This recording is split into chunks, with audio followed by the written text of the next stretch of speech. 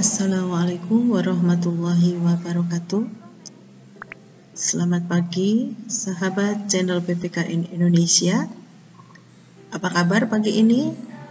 Semoga dalam kondisi yang sehat walafiat dan selalu dalam lindungan Allah Subhanahu wa Ta'ala. Amin. Pagi ini kita akan belajar materi kelas 9 bab 3.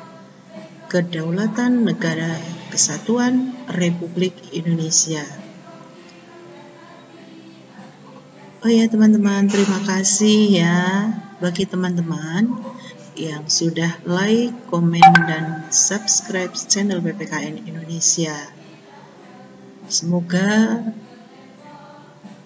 apa yang dilakukan oleh teman-teman dapat memberikan kemajuan bagi channel PPKN Indonesia, di mana channel PPKN Indonesia adalah sarana atau media untuk belajar bersama mata pelajaran PPKN.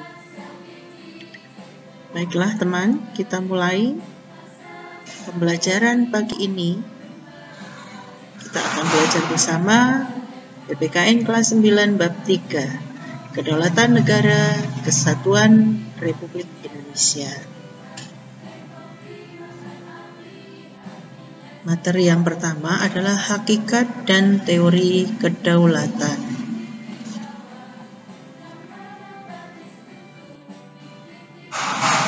Pengertian kedaulatan. Kedaulatan berasal dari bahasa Arab daulah. Artinya kekuasaan tertinggi.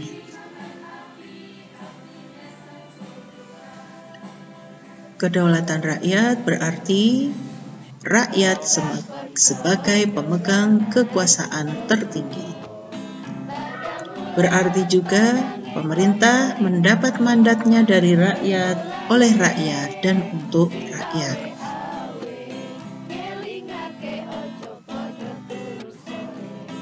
Jean Bodin, ahli tata negara dari Perancis, berpendapat bahwa kedaulatan adalah kekuasaan tertinggi untuk menentukan hukum dalam suatu negara.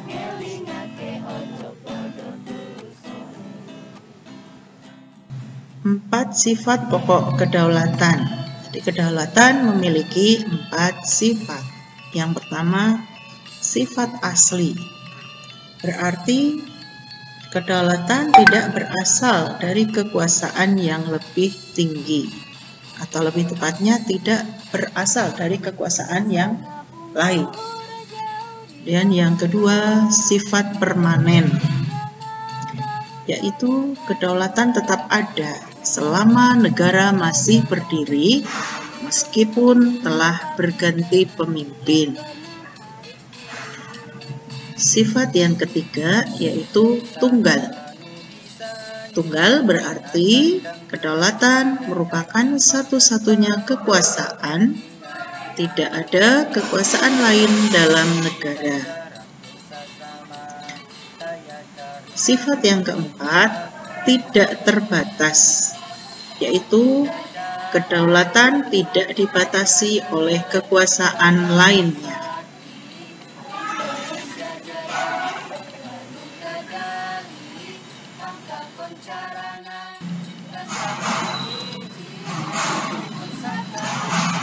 Adanya pemerintahan yang berdaulat merupakan unsur berdirinya sebuah negara secara de facto, selain memiliki rakyat dan wilayah.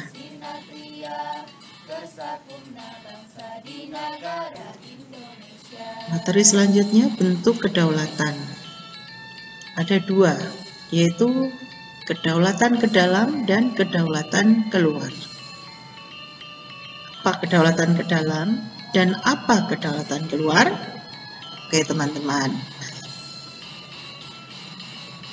Kedaulatan ke dalam, bangsa yang merdeka memiliki kekuasaan untuk menyusun dan mengatur organisasi pemerintahan serta mengelola semua yang ada di wilayahnya sesuai kehendak bangsa itu sendiri. kedaulatan keluar. Negara memiliki kekuasaan untuk berhubungan dan bekerja sama dengan negara lain.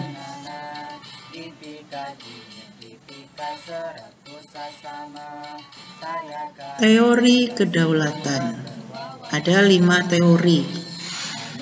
1. Teori kedaulatan Tuhan. 2. Teori kedaulatan raja. 3. Teori kedaulatan negara. 4. Teori kedaulatan hukum. Dan 5. Teori kedaulatan rakyat.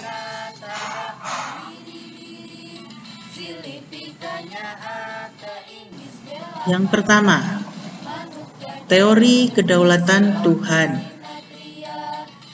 Negara dan pemerintah mendapat kekuasaan tertinggi dari Tuhan sebagai asal dari segala sesuatu, atau disebut causa prima. Causa berarti sebab dan prima utama. Causa prima yaitu penyebab pertama yang tidak ada penyebab lainnya. Teori ini dianut oleh raja-raja yang mengaku keturunan dewa. Contohnya, Raja Pesisir kuno. Tokohnya Agustinus, Thomas Aquino, dan M. Hegel. Teori yang kedua yaitu teori kedaulatan raja. Teori kedaulatan Tuhan berkembang menjadi teori kedaulatan raja. Kekuasaan raja di atas konstitusi atau undang-undang atau hukum yang berlaku. Bahkan, seorang raja tidak perlu mematuhi hukum moral agama, karena raja adalah wakil Tuhan. Raja menjadi tirani atau sewenang-wenang. Kekuasaan berada di tangan raja sebagai wakil Tuhan.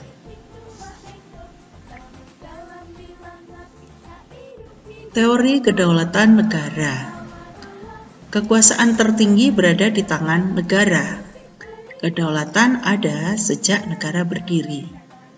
Hukum dan konstitusi lahir atas kehendak negara dan diabdikan untuk negara. Tokoh teori kedaulatan negara yaitu Jean Bodin, F. Hegel, J. Jelinek, dan Paul Laban. Teori kedaulatan hukum. Kekuasaan hukum merupakan kekuasaan tertinggi negara. Kekuasaan pemerintah berasal dari hukum yang berlaku. Hukum, baik tertulis maupun tidak tertulis, yang membimbing kekuasaan pemerintah. Hukum berasal dari rasa keadilan dan kesadaran hukum. Tokoh teori kedaulatan hukum yaitu Hugo de Groot, Krabbe, Immanuel Kant, Leon Duguid. Teori kedaulatan rakyat. Tokohnya John Locke dan Montesquieu. John Locke. Kekuasaan negara berasal dari rakyat, bukan dari raja.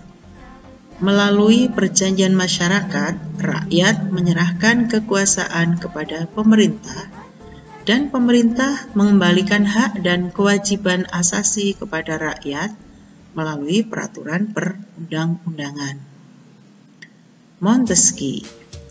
Kekuasaan tidak terpusat pada seseorang, sehingga harus dibagi menjadi 3, yaitu kekuasaan legislatif, kekuasaan eksekutif, dan kekuasaan yudikatif.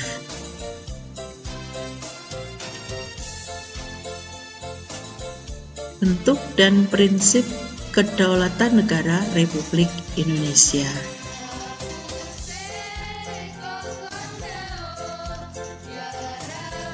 Negara Indonesia adalah negara kesatuan yang berbentuk republik. Kedaulatan berada di tangan rakyat dan dilaksanakan menurut Undang-Undang Dasar. Negara Indonesia adalah negara hukum. Presiden tidak dapat membubarkan DPR. menteri diangkat dan diberhentikan oleh Presiden. MPR hanya dapat memberhentikan Presiden dan Wakil Presiden menurut Undang-Undang Dasar.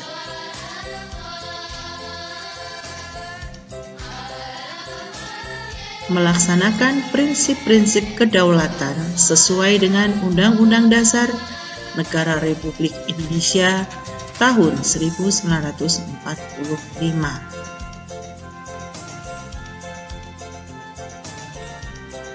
Demokrasi parlementer 1945 sampai 1959. Maklumat Presiden 14 November 1945 mengubah demokrasi presidensil menjadi demokrasi parlementer. Pemerintahan dijalankan oleh Perdana Menteri, sedangkan Presiden hanya sebagai kepala negara.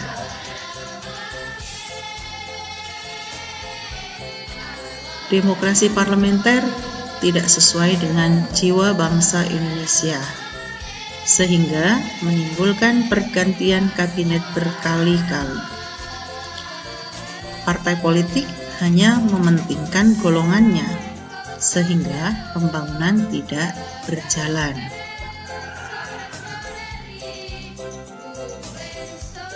Presiden menganggap negara dalam kondisi bahaya yang dapat mengancam persatuan dan kesatuan bangsa. Maka, Presiden Soekarno mengeluarkan dekret pada tanggal 5 Juli 1959.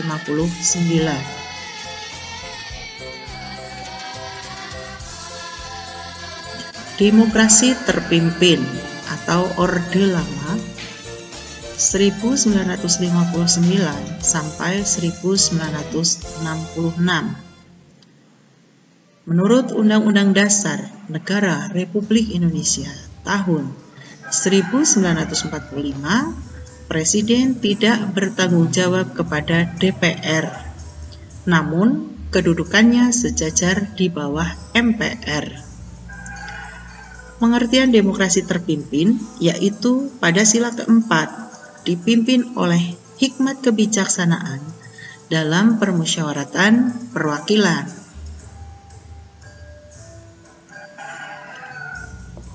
Presiden menafsirkan terpimpin yaitu terletak pada pemimpin besar revolusi, sehingga pemusatan kekuasaan pada Presiden.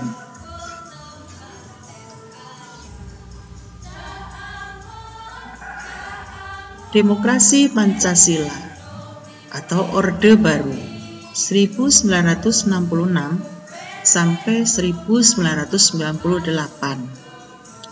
Demokrasi Pancasila berarti kedaulatan berada di tangan rakyat yang berdasarkan kerakyatan yang dipimpin oleh hikmat kebijaksanaan dalam permusyawaratan perwakilan.